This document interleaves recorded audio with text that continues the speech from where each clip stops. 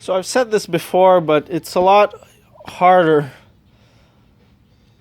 to fix bad repairs than it is to just fix plain old rust holes. And so, like I said, over here these bastards put a bunch of foam. It makes it a lot harder. And the thing is, like, if this had just been left alone, it would have been easier to repair, because now this is going to make a lot of smoke. And the thing is, the whole car is already painted, so the grinding sand and sparks from welding, they just go everywhere. It's impossible not to. So it's just annoying, because now you have to redo other work. Whereas if this had just been left alone and fixed right from the start, then everything would have been much better. Because now, like I said, now there's paint, and unfortunately I know the mixture, so now I gotta make the paint match. But if this was an expensive paint job, then imagine that, like, and even with it being this price, like, now I have to redo the whole paint, pretty much paint half of the car, or maybe the whole car. But anyways, I'd like to, there's two very important advice that I need to give on this video. Maybe three, actually. So one of them is, as you can see here, I made a straight cut, and from the nice and straight line, you can probably tell it's from a grinder.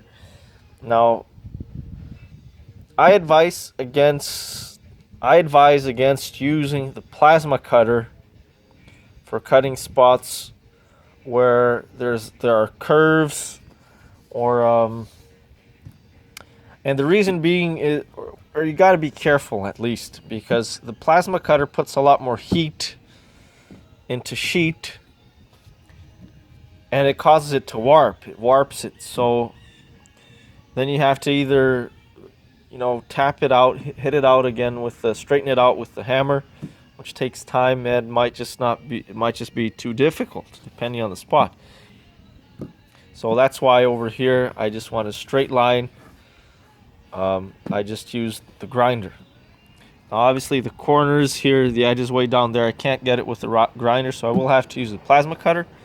But most of all, like, the whole thing, the big line, you see, if I had cut this here with a plasma cutter, this whole thing would have become wavy. Whereas with the grinder, it just stays straight. And again, with sheet, the most important thing to watch out is for heat. Over here in front, I actually I started with one patch, just about halfway, right around here. And then it turns out that there was rust all the way up to here. So I welded another piece from here to there. And then, because the whole sheet here was just so thin and bad, the whole thing warped.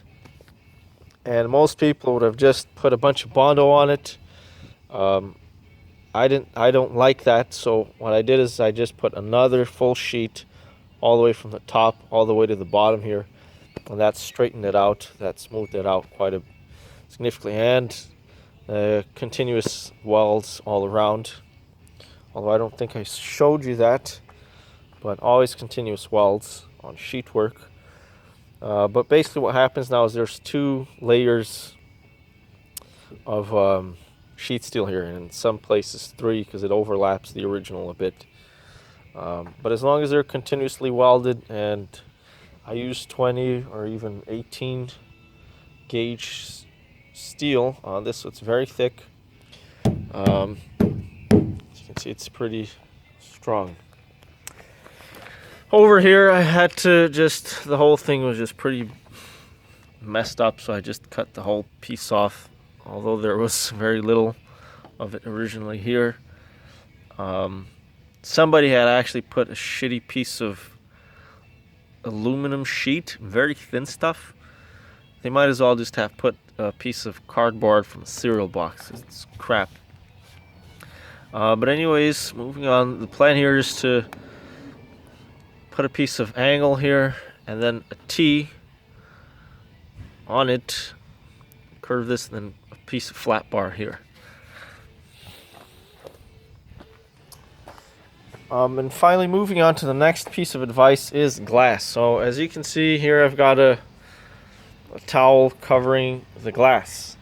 And the problem is, the reason I do that, and that's probably the most important advice I can give you right now, is that the sparks from the grinder or from the welding or from the plasma cutting, they'll hit the glass and they'll make tiny little chips. And it really, really ruins it and makes it very ugly and bad. So make sure you cover all the glass. And even if it's far away, like you think it won't do anything, but it actually does damage it. I think there's a spot here somewhere where somebody previously had damaged it, so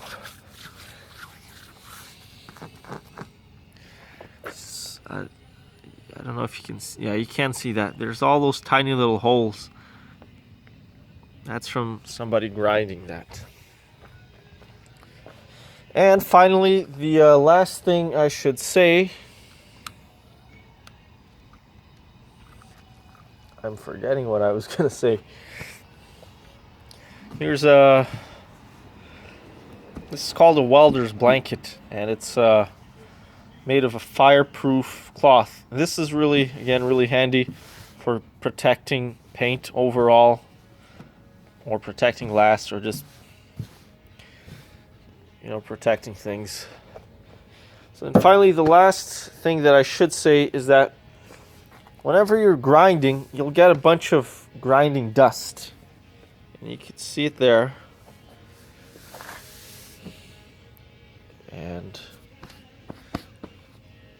And whenever you finish, as soon as I'm done for the day, or if it's a very humid day, I'll have to do it right away, is to clean this dust off.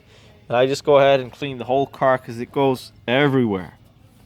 And if you have other cars nearby, I clean them as well because it does go everywhere. And then what happens is, because this is actually powdered steel, it'll actually rust and it'll stain the paint everywhere. So if you forget to do this, if you forget to clean it, there's a bunch there.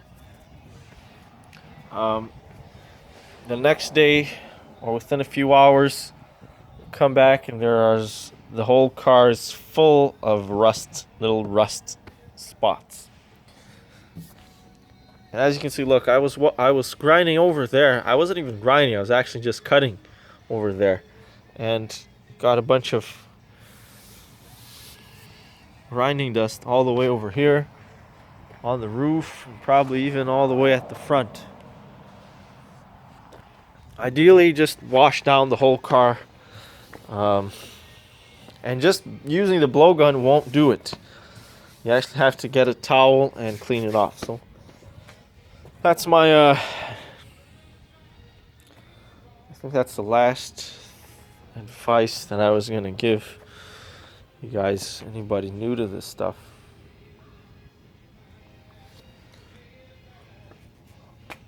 Yeah, I think that's it for now.